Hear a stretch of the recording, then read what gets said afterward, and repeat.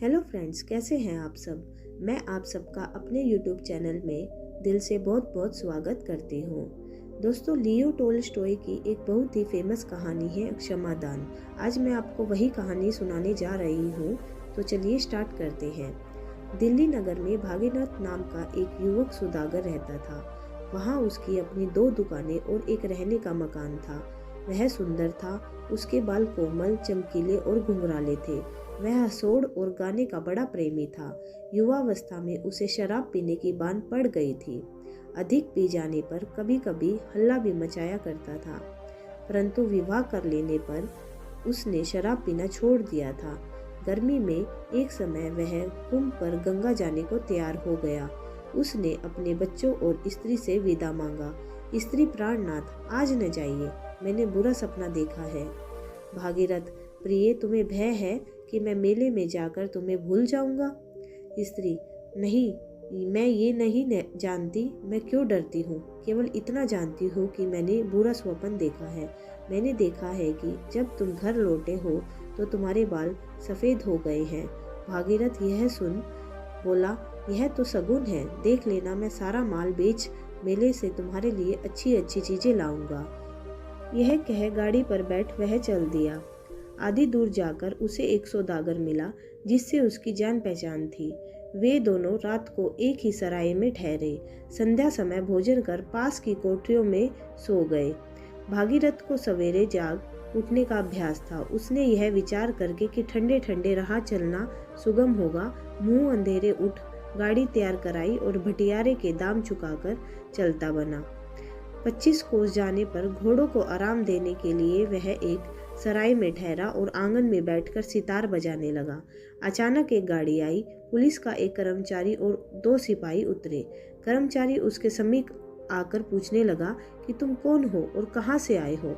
वह सब कुछ बतलाकर बोला कि आइए भोजन कीजिए, परंतु कर्मचारी बार बार यही पूछता था कि तुम रात को कहाँ ठहरे थे, अकेले थे या कोई साथ था, तुमने साथी को आज सवेरे देखा या नहीं, तुम मुंह अंधेरे क्यों चल आए। भागीरथ को अचंभा हुआ कि क्या बात है, वह प्रश्न क्यों पूछे जा रहे हैं। बोला, आप तो मुझसे इस भांति पूछते हैं जैसे मैं कोई चोर या डाकू हूँ। मैं तो गंगा स्नान करने जा रहा हूँ, आपको मुझसे क्या मतलब है। कर्मचारी, मैं इस प्रांत का पुलिस अफसर हूँ और यह प्रश्न इसलिए करता हूँ कि जिस सौदागर के साथ तुम कल रात सराय में सोए थे वह मार डाला गया। हम तुम्हारी तलाशी लेने आए हैं। यह सब कहकर वे उसके सामान की तलाशी लेने लगे। एकाएक एक थैले में से एक छुरा निकला। वह खून से भरा हुआ था। यह देखकर भागीरथ डर गया। कर्मचारी, यह छुरा किसका है, इस पर खून कहाँ से लगा। भागीरथ चुप रहा। उसका कंठ रुक गया। हिचकिचाता हुआ कहने लगा, मेरा नहीं है, मैं नहीं जानता। कर्मचारी, आज सवेरे हमने देखा कि वह सौदागर गला कटे चारपाई पर पड़ा है। कोठरी अंदर से बंद थी, सिवाय तुम्हारे भीतर कोई न था। अब यह खून से भरा हुआ छुरा इस थैले में से निकला है। तुम्हारा मुख ही गवाही दे रहा है। बस तुमने ही उसे मारा है। बतलाओ किस तरह मारा और कितने रुपए चुराए हैं। भागीरथ ने सौगंध खाकर कहा, मैंने सौदागर को नहीं मारा। भोजन करने के पीछे फिर मैंने उसे नहीं देखा। मेरे पास अपने 8,000 रुपये हैं। यह छुरा मेरा नहीं है। परंतु उसकी बातें उखड़ी हुई थी। मुख पीला पड़ गया था और वह पापी की भांति भय से काँप रहा था। पुलिस अफसर ने सिपाहियों को हुक्म दिया कि इसकी मुस्कें कसकर गाड़ी में डाल दो। जब सिपाही ने उसकी मुस्कें कसी तो वह रोने लगा। अफसर ने पास के थाने पर ले जाकर उसका रुपया पैसा छीना और उसे हवालात में दे दिया। इसके बाद दिल्ली में उसके चाल चलन की जांच की गई। सब लोगों ने यही कहा कि पहले वह शराब पीकर बकझक किया करता था, पर अब उसका आचरण बहुत अच्छा है। अदालत में तहकीकात होने पर उसे रामपुर निवासी सौदागर का वध करने और 20,000 रुपये चुरा लेने का अपराधी ठहराया गया। भागीरथ की स्त्री को इस बात पर विश्वास न होता और उसके बालक छोटे छोटे थे। एक अभी दूध पीता था। वह सबको साथ लेकर पति के पास पहुंची। पहले तो कर्मचारियों ने उससे मिलने की आज्ञा न दी, परंतु बहुत विनय करने पर आज्ञा मिल गई और पहरे वाले उसे कैद खाने में ले गए। जो ही उसने अपने पति को बेड़ी पहने देखा तो चोरों और डाकुओं के बीच बैठे देखा, वह बेसुध होकर धरती पर गिर पड़ी। बहुत देर में सुध आई। वह बच्चों सहित पति के निकट बैठ गई और घर का हाल कहकर पूछने लगी कि यह क्या बात है। भागीरथ ने सारा वृतांत कह सुनाया। स्त्री, अब क्या हो सकता है? भागीरथ, हमें महाराज से विनय करनी चाहिए कि वह निरपराधी को जान से न मारे। स्त्री, मैंने महाराज से विनय की थी, परंतु वह स्वीकार नहीं हुई। भागीरथ ने निराश होकर सिर झुका लिया। स्त्री, देखा मेरा सपना कैसा सच निकला। तुम्हें याद है ना, मैंने तुमको उस दिन मेले जाने से रोका था। तुम्हें उस दिन न चलना चाहिए था, लेकिन मेरी बात न मानी। सच बताओ, तुमने तो उस सौदागर को नहीं मारा न? भागीरथ, क्या तुम्हें भी मेरे ऊपर संदेह है? यह कहकर वह मुंह कांप रोने लगा। इतने में सिपाही ने आकर स्त्री को वहां से हटा दिया और भागीरथ सदैव के लिए अपने परिवार से विदा हो गया। घर वालों के चले जाने पर जब भागीरथ ने यह विचारा कि मेरी स्त्री भी मुझे अपराधी समझती है, तो मन में कहा, बस मालूम हो गया, परमात्मा के बिना और कोई नहीं जान सकता कि मैं पापी नहीं हूँ। उसी से दया की आशा रखनी चाहिए। फिर उसने छूटने का कोई यत्न नहीं किया। चारों ओर से निराश होकर ईश्वर के ही भरोसे बैठा रहा। भागीरथ को पहले तो कोड़े मारे गए। जब घाव भर गए तो उसे लोहक के बंदी खाने में भेज दिया गया। वह 26 वर्ष बंदी खाने में पड़ा रहा। उसके बाल पक कर सन के से हो गए थे, कमर टेढ़ी हो गई थी, देह घुल गई थी। सदैव उदास रहता, न कभी हंसता न बोलता, परंतु भगवान का भजन नित्य किया करता था। वहाँ उसने दरी बुनने का काम सीख कर कुछ रुपया जमा किया और भक्त माल मोल ले ली। दिन भर काम करने के बाद सांझ को जब तक सूरज का प्रकाश रहता, वह पुस्तक को पाठ करता और इतवार के दिन बंदी खाने के निकट वाले मंदिर में जाकर पूजा पाठ भी कर लेता था। जेल के कर्मचारी उसे सुशील जानकर उसका मान करते थे। कैदी लोग उसे बे बाबू अथवा महात्मा कहकर पुकारा करते थे।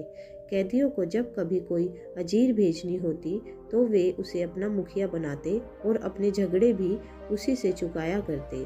उसे घर का कोई समाचार न मिलता था। उसे यह भी न मालूम था कि स्त्री बालक जीते हैं या मर गए। एक दिन कुछ नए कैदी आए।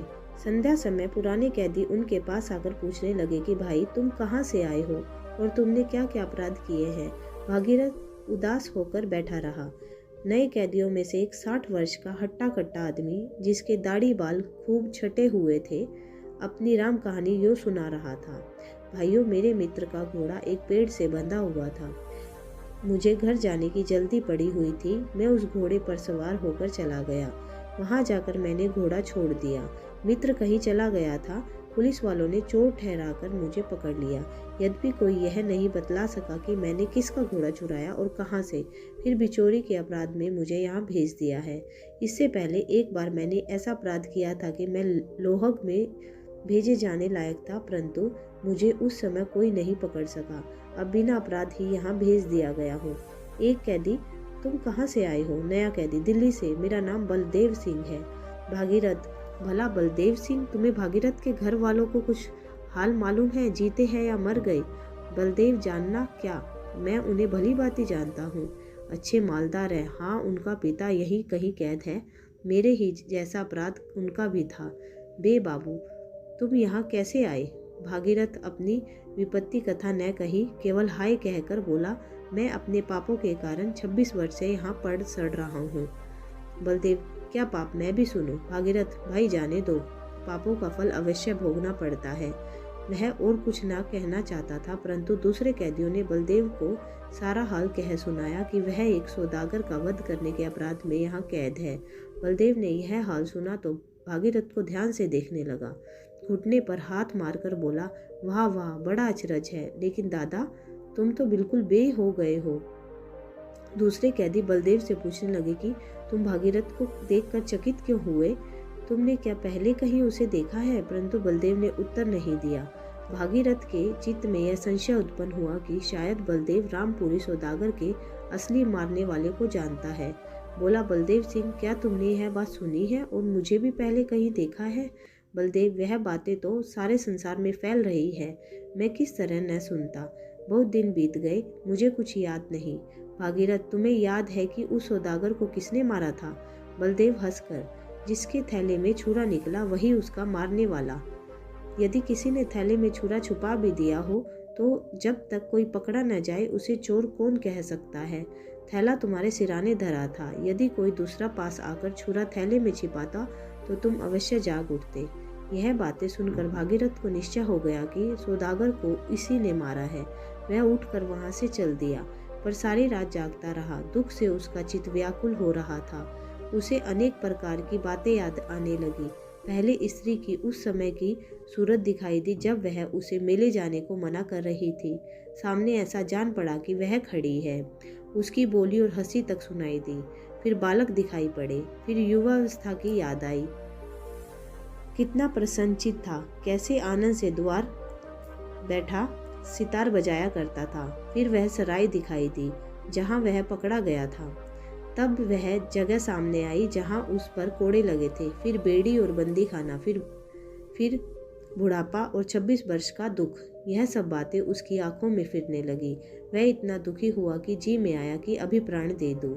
हाय, इस बलदेव चंडाल ने यह क्या किया। मैं तो अपना सर्वनाश करके भी इससे बदला अवश्य लूंगा।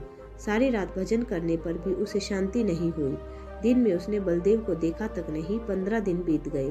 भागीरथ की यह दशा थी कि न तो रात को नींद आती थी न दिन को चैन। क्रोध अग्नि में जल रहा था। एक रात वह जेल खाने में टहल रहा था कि उसने कैदियों के सोने के चबूतरे के नीचे से मिट्टी गिरते देखी। वह वहीं ठहर गया कि देखो मिट्टी कहाँ से आ रही है। सहसा बलदेव चबूतरे के नीचे से निकल आया और भय से कांपने लगा। भागीरथ आंखें मूंद कर आगे जाना चाहता था कि बलदेव ने उसका हाथ पकड़ लिया और बोला, देखो मैंने जूतों में मिट्टी भर के बाहर फेंक कर यह सुरंग लगाई है। चुप रहना, मैं तुमको यहाँ से भगा देता हूँ। यदि शोर करोगे तो जेल के अफसर मुझे जान से मार डालेंगे, परंतु याद रखो कि तुम्हें मार कर मरूंगा, यो नहीं मरता। भागीरथ अपने शत्रु को देखकर क्रोध से कांप उठा और हाथ छुड़ाकर बोला, मुझे भागने की इच्छा नहीं, और मुझे मारे तो तुम्हें 26 वर्ष हो चुके हैं। यही यह हाल प्रकट करने की बात। जैसी परमात्मा की आज्ञा होगी वैसा होगा। अगले दिन जब कैदी बाहर काम करने गए तो पहरे वालों ने सुरंग की मिट्टी बाहर पड़ी देखी। खोज लगाने पर सुरंग का पता चल गया। हाकिम सब कैदियों से पूछने लगे। किसी ने न बतलाया, क्योंकि वे जानते थे कि यदि बतला दिया तो बलदेव मारा जाएगा। अफसर भागीरथ को सत्यवादी जानते थे। उससे पूछने लगे, बे बाबू, तुम सच्चे आदमी हो, सच बताओ कि यह सुरंग किसने लगाई है। बलदेव पास ही ऐसे खड़ा था कि कुछ नहीं जानता। भागीरथ के होठ और कांप रहे थे। चुपचाप विचार करने लगा कि जिसने मेरा सारा जीवन नाश कर दिया उसे क्यों छिपाऊं। दुख का बदला दुख उसे अवश्य भोगना चाहिए, परंतु बतला देने पर फिर वह बच नहीं सकता। शायद यह सब मेरा भ्रम मात्र हो। सौदागर को किसी और ने मारा हो। यदि इसने ही मारा तो इसे मरवा देने से मुझे भी क्या लाभ होगा। अफसर बाबू चुप क्यों हो गए, बतलाते क्यों नहीं। भागीरथ, मैं कुछ नहीं बतला सकता, आप तो चाहे जो करे। हाकिम ने बार बार पूछा, परंतु भागीरथ ने कुछ भी नहीं कहा। बात टल गई। उसी रात भागीरथ जब अपनी कोठरी में लेटा हुआ था, बलदेव चुपके से भीतर आकर बैठ गया। भागीरथ ने देखा और कहा, बलदेव सिंह, अब और क्या चाहते हो, यहाँ तुम क्यों आए हो। बलदेव चुप रहा। भागीरथ, तुम क्या चाहते हो, यहाँ से चले जाओ, नहीं तो मैं पहरे वालों को बुला लूंगा। बलदेव पाँव पकड़कर, भागीरथ मुझे क्षमा कर दो, क्षमा करो। भागीरथ, क्यों। बलदेव, मैंने ही उस सौदागर को मार कर छुरा तुम्हारे थैले में छिपाया था। मैं तुम्हें भी मारना चाहता था, परंतु बाहर से आहट हो गई। मैं छुरा थैले में रख कर भाग निकला। भागीरथ चुप हो गया, कुछ नहीं बोला। बलदेव भाई, भागीरथ, भगवान के वास्ते मुझ पर दया करो, मुझे क्षमा करो। मैं कल अपना अपराध अंगीकार कर लूँगा। तुम छूट कर अपने घर चले जाओगे। भागीरथ, बातें बनाना सहज है। 26 वर्ष के इस दुख को देखो। अब मैं कहाँ जा सकता हूँ। स्त्री मर गई, लड़के भूल गए, अब तो मेरा कोई ठिकाना नहीं है। बलदेव धरती में माथा फोड़ रो रो कर कहने लगा, मुझे कोड़े लगने पर भी इतना कष्ट नहीं हुआ था जो अब तुम्हें देखकर हो रहा है। तुमने दया करके सुरंग की बात नहीं बतलाई। क्षमा करो, क्षमा करो, मैं अत्यंत दुखी हो रहा हूँ। यह कहकर बलदेव धाड़ मारकर रोने लगा। भागीरथ के नेत्रों से भी जल की धारा बह निकली। बोला, पूर्ण परमात्मा तुम पर दया करे। कौन जाने कि मैं अच्छा हूँ अथवा तुम अच्छे हो। मैंने तुम्हें क्षमा किया। अगले दिन बलदेव सिंह ने स्वयं कर्मचारियों के पास जाकर सारा हाल सुनाकर अपना अपराध मान लिया। परंतु भागीरथ को छोड़ देने का जब परवान आया तो उसका देहांत हो चुका था। दोस्तों, आपको हमारी ये कहानी कैसी लगी आप कमेंट बॉक्स में हमें ज़रूर बताइएगा। थैंक यू दोस्तों, आज के लिए बस इतना ही। Thank you, bye.